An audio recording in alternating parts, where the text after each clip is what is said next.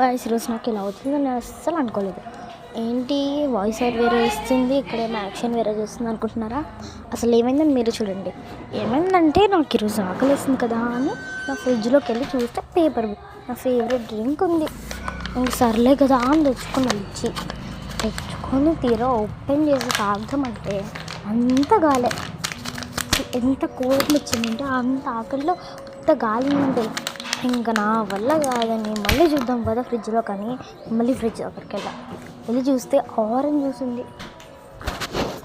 ఉంది కదా అని తెచ్చుకున్నా. నాకు డౌట్ వచ్చింది, ఇంకా ఇది కూడా ఏమన్నా పోతుందేమో అనేసి వెళ్ళి బయట కూర్చున్నా. ఇంకా కూర్చొని బాల్కనీలో కూర్చొని అది తెరిచి చూసుకున్నా.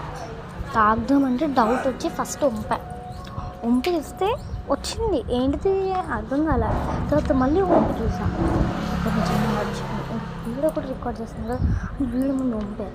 జ్యూస్ అంతా అయిపోయింది. ఇంకా ఫ్రిడ్జ్లో కూడా ఏమీ లేదు. నాకు ఫుల్ ఆకలి వస్తుంది.